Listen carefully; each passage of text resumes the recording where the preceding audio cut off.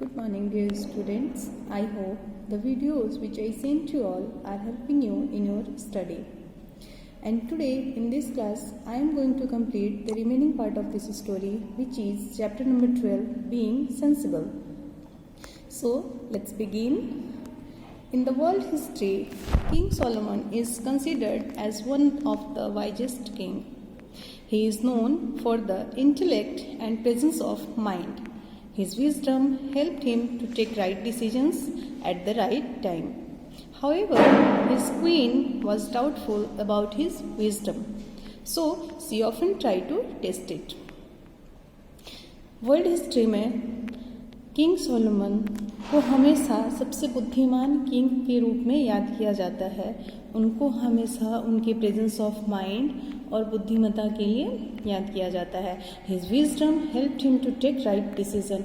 उनकी जो बुद्धिमत्ता थी उनको हमेशा अच्छे डिसीजन, सही डिसीजंस लेने के लिए हेल्प करती थी. और उनकी जो क्वीन थी, उनकी जो रानी थी, वो हमेशा इस चीज़ को लेके डाउटफुल रहती थी. और क्या करती थी, वो हमेशा किंग सोलोमन का विजडम, उनके जो इंटेलेक्ट और प्रेजेंस ऑफ माइंड है उसको वो टेस्ट करने की कोशिश में लगी रहती थी. One day when King Solomon was sitting on his throne, the queen arrived. She had two garlands. Both the garlands looked exactly the same. She stood at a distance from the king and said, "Your Majesty, I have two garlands. One is made for real flower and one is made of artificial flower." एक दिन उनकी रानी आई जब king Solomon अपने सिंहासन पर बैठे हुए थे और उसने कहा कि महाराज, मेरे हाथ में दो फूल की मालाएं हैं, जिसमें से एक ओरिजिनल है और एक जो है वो डुप्लीकेट है. One is made of real flower and one is made of artificial flowers. Without getting up from your throne and without touching the garlands, please tell which one is real and which one is artificial. उसने पूछा कि बिना अपने throne से उठे हुए आप ये बताइए कि इन दोनों में से रियल कौन है और आर्टिफिशियल कौन है. After thinking for a while the king said, to give the right answer I need to think deeply. थोड़ी देर रुकने के बाद राजा ने कहा कि सही उत्तर देने के लिए मुझे थोड़ा सोचना पड़ेगा, थोड़ा चिंतन करना पड़ेगा. For that I require some time. और उसके लिए मुझे थोड़ा समय चाहिए. The queen agreed to give enough time to him. After some time the king ordered his bodyguard to open the windows of the hall so that fresh air could come in. The queen did not object to it. कुछ देर रुकने के बाद राजा ने कहा कि आप क्या करो, अपने बॉडीगार्ड को बोला कि आप जो है वो विंडोज़ खोल दो जहाँ पे वो जिस हॉल में वो बैठे हुए थे. तो क्वीन को इस बात से कोई ऑब्जेक्शन नहीं हुई.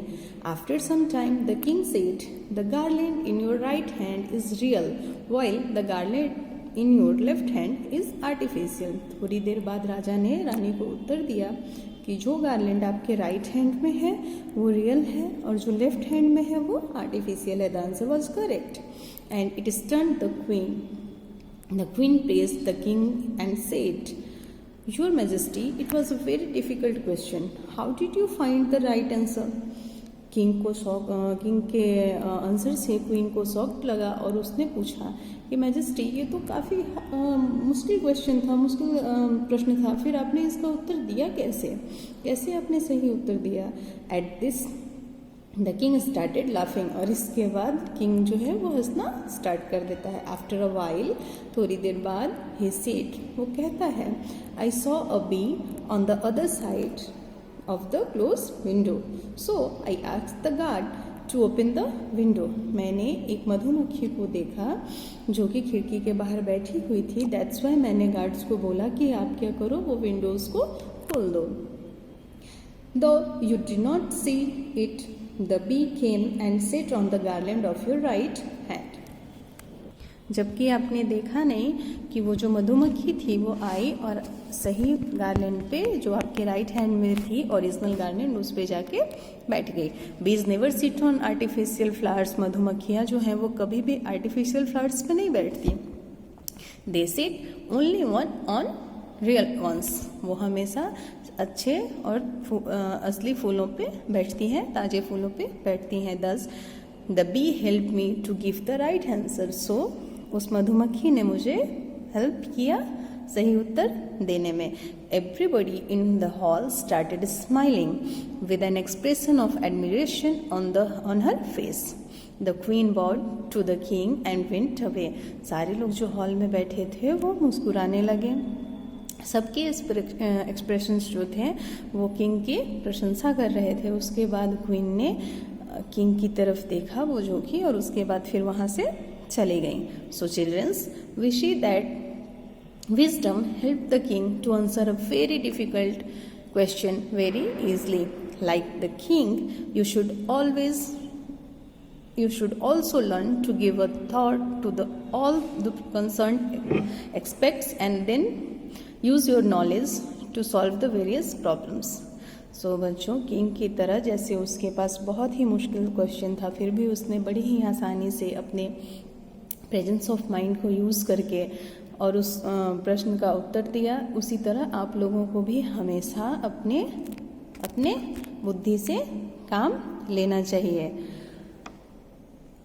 You should also learn to give a thought to all the concerned aspects and then use your knowledge to solve the various problems. I hope you all understand well. So that's it for today. Thank you so much.